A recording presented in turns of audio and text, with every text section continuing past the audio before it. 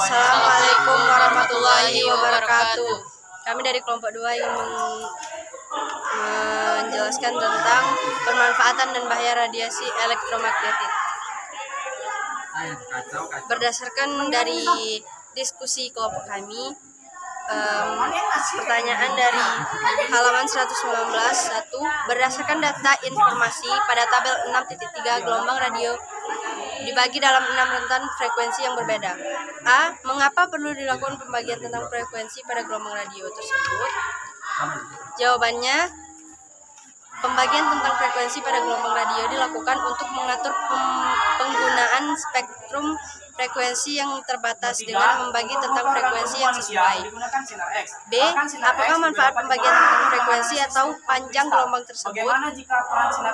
Jawabannya, manfaat pembagian tentang frekuensi atau panjang gelombang adalah sebagai berikut: menghindari interferensi atau gangguan antara penggunaan yang berbeda, meningkatkan efisiensi penggunaan spektrum frekuensi yang terbatas, memungkinkan penggunaan gelombang radio yang berbeda untuk aplikasi yang berbeda seperti komunikasi, telepon, siaran radio, lainnya.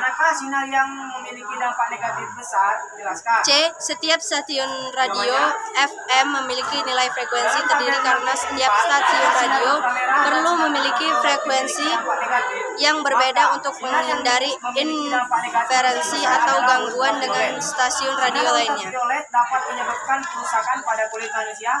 2. Berdasarkan data informasi pada tabel 6.3, A. Tentukan urutan gelombang dari yang memiliki energi tertinggi hingga terendah untuk gelombang HF, SHH, VHF, dan UHF. Urutan gelombang dari yang tinggi hingga terendah. Selain itu, penggunaan pakaian yang melindungi kulit. B. Mengapa pesawat radar menggunakan gelombang SFA? Pesawat radar menggunakan gelombang SFA karena gelombang ini memiliki frekuensi tinggi dan dapat memberikan resolusi yang lebih baik dalam mendeteksi objek kecil atau jarak yang jauh. 3. Bagaimana dampak negatif dari penggunaan gelombang tersebut? Jika ada, carilah contoh-contoh dampak negatif tersebut dan cara menanggulanginya. Dampak negatif dari penggunaan gelombang radio adalah sebagai berikut.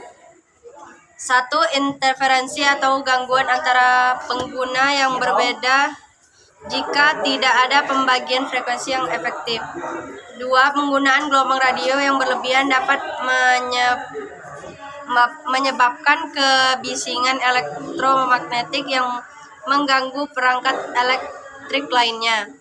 Untuk menanggulanginya sebagai berikut: mengatur dan menguasai penggunaan spektrum frekuensi dengan pembagian rentan frekuensi yang efektif, menggunakan perangkat yang memenuhi standar kemampuan radiasi elektromagnetik yang diterapkan. 4.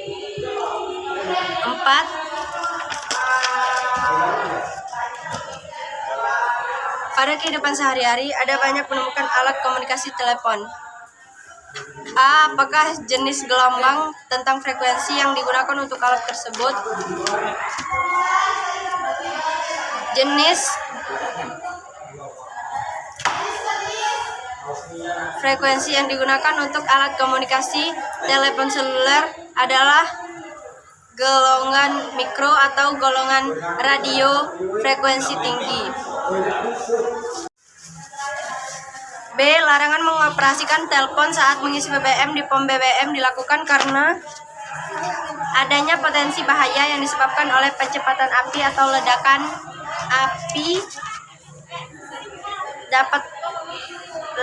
api yang dapat terjadi apabila adanya sumbu panas atau percikan listrik dari HP. Hal ini dimaksudkan untuk mencegah terjadinya kebakaran atas kecelakaan yang dapat membahayakan pengguna dan lingkungan sekitar.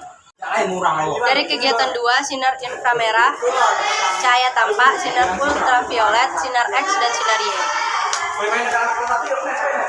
Dari data hasil kegiatan yang kami dapatkan, sehingga kami dapat menjawab pertanyaan diskusi dari kelompok kami yang akan dijelaskan oleh Laras dan Rian.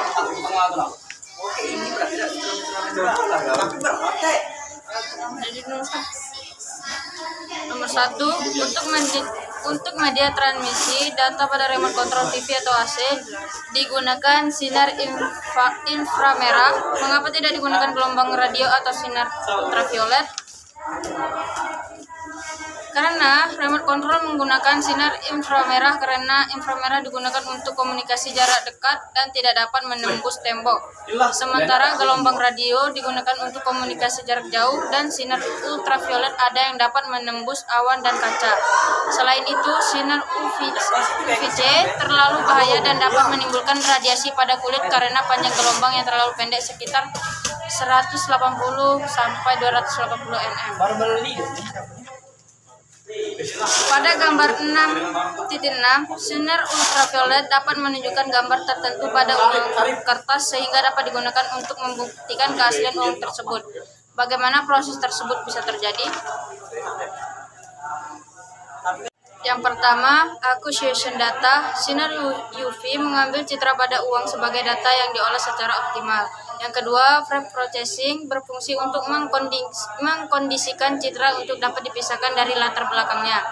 Yang ketiga, feature extraction berguna untuk mengambil informasi dari citra yang sah dipisahkan. Keempat, keaslian dari uang akan terdeteksi. Ketiga, untuk foto organ tubuh manusia digunakan sinar X. Bahkan sinar X juga dapat digunakan untuk menganalisis struktur kristal. Bagaimana jika peran sinar X tersebut diganti dengan sinar Y? Sinar Y memiliki panjang gelombang 10-12 m yang lebih kecil dari panjang gelombang sinar X 10-10 m. Sehingga berdasarkan rumus energi gelombang elektromagnetik, sinar Y memiliki energi yang lebih besar daripada sinar X.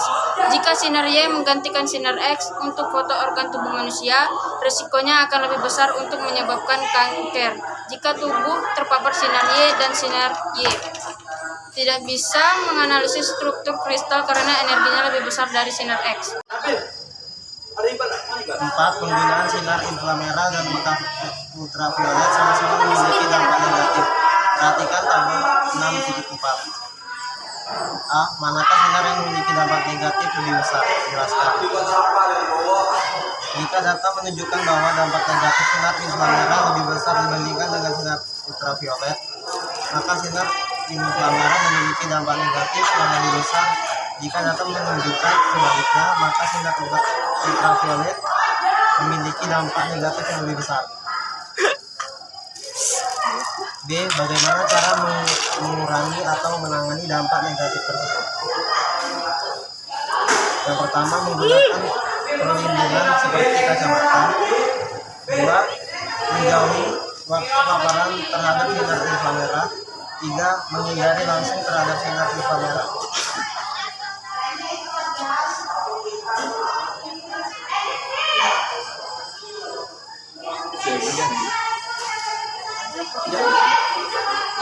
Lima, perhatikan dampak negatif penggunaan sinar X dan sinar Y pada tabel 6.4. A. Manakah sinar yang memiliki dampak negatif lebih besar? Jelaskan. Jika data menunjukkan bahwa dampak negatif sinar X lebih besar dibandingkan dengan sinar Y, maka sinar X memiliki dampak negatif yang lebih besar. Jika menunjukkan sebaliknya, maka sinar Y memiliki dampak negatif yang lebih besar. B. Bagaimana cara mengurangi atau menangani dampak negatif tersebut? Yang pertama, menggunakan perlindungan seperti radiasi. Yang kedua, mengurangi waktu paparan terhadap sinar X atau sinar Y. Yang ketiga, menggunakan peralatan teknologi yang lebih aman.